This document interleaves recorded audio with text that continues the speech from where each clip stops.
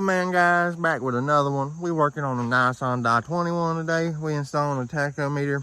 I'm still having that issue where over 2,500 RPM, it's like revving or not revving up and stalling and all that stuff. But I got me a Hayes repair manual, and the Hayes repair manual told me it's either a leaky injector or it's the intake side ignition coil, because it only comes into play after 2,500 RPM. And I swapped the coils around yesterday, and I'll be dipped if the truck didn't run. Wouldn't even barely run. Guarantee you that's my issue. And I changed the coils, but it wasn't the coils. On the very back of the coils, there's something called an ignition control module. And they're very finicky, and they don't like when you touch them a lot, and they don't like heat, and they don't like this, and they don't like that. And I put it through all that. And definitely don't like me right now. So I'm going to have to replace that.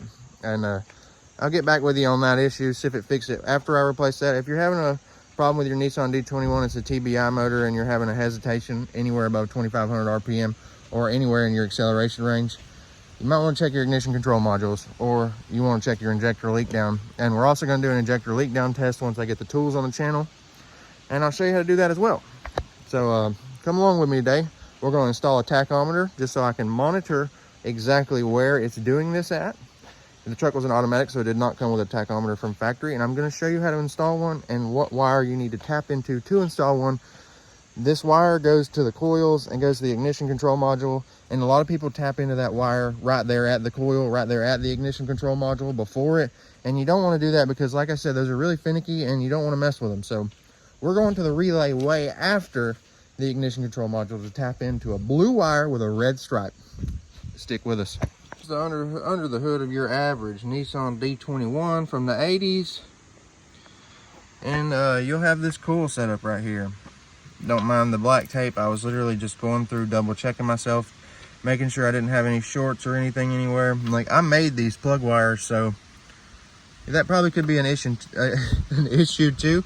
These plug wires came off a 79 Ford in the junkyard, and I tested them, ohmed them out and everything, and they were good. And I put them on. It'd been running fine with them. So probably gonna replace these when I do it. These are brand new. I got these for a Pontiac Fiero. So if you can't find plug wires for the intake side of this Nissan D21, just get them for a Pontiac Fiero, and they'll be the perfect length. I didn't have to trim them. I didn't have to do nothing. They were literally the perfect length. But you'll see these are your coils here, and this is the wire that I ran through my firewall for my tachometer. And you can see there's a blue wire with a red stripe right here, this relay connector. And you can also tap into it down here or down there, but you're not going to want to do that because that's going into your coils. You're going to want to wait till it comes all the way back out of the harness and comes over here, and it's on the back side of your coils. That way you don't do it beforehand and mess up any kind of signal that's going to the coils. You want to get the signal after it's already went through the coils, if that makes any sense. That way, if you mess something up, it's not cutting signal to your coils or your ignition control modules. You're tied in after all that. This is my tachometer. Excuse my feathers. Got some Indian in my blood, so every time I find a feather, I keep it.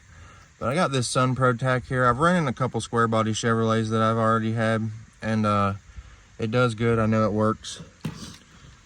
You got your tach power is always going to be red. Your tach ground is always going to be black.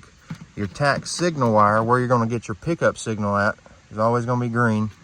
And then this white wire right here is only for one thing, and that's just to light up the tach at dark. So if you don't need a light in your tach, you don't even have to worry about plugging this white one in. But obviously, as electricity goes, red hot, black ground, green signal, and then your illumination right here. I'm just going to tie this into my fuse box somewhere where the ignition key cuts on. Probably going to find a spot that's not being used in this fuse box and just wire it in. That way it's done right. Always want to put a fusible link in anything you're wiring in your vehicle, just for safety.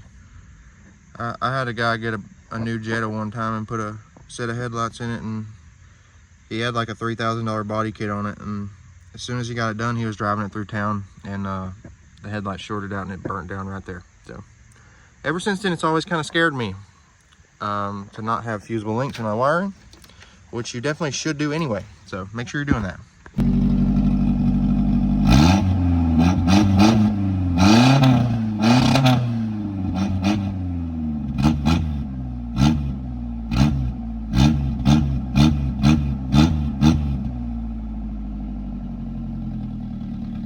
Alright guys, so I got my repair manual in. I'm waiting on some parts. I'm waiting on some parts. Got the tach hooked up. Got all that hooked up. Pretty much just waiting on parts at this point. Got to check a few things. We may go on a test drive later. I don't know yet, but if you don't know the reason that I'm building this truck, I got this truck for free. It's not really worth much. It had a lot of issues. It's actually been totaled 2 times. 3 times, 1 off the record, 2 times on the record. It literally has 2, not 1, 2 salvage titles. It would have 3 if it was turned in on insurance the 3rd time, but it wasn't turned in on insurance because I wrecked it, and I wrecked it into another vehicle in my yard because it was slick as hell and I was doing donuts, and I ran across my yard about 70 miles an hour on wet grass with slick tires, and it wouldn't stop. So I just majored the side of a Volkswagen Bug. So I didn't claim that one, but it definitely did some damage too. The frame is still solid, but the rest of the truck, it's beat up, boys. When I say beat up, I mean beat up. Each spot. It needs a bed, it needs the cab, it needs 2 front fenders. Everybody probably every body panel on it needs 1 or 2 or all of them. It needs all of them. There's not a dent and there's not a clean body panel on the truck. It's actually for the truck.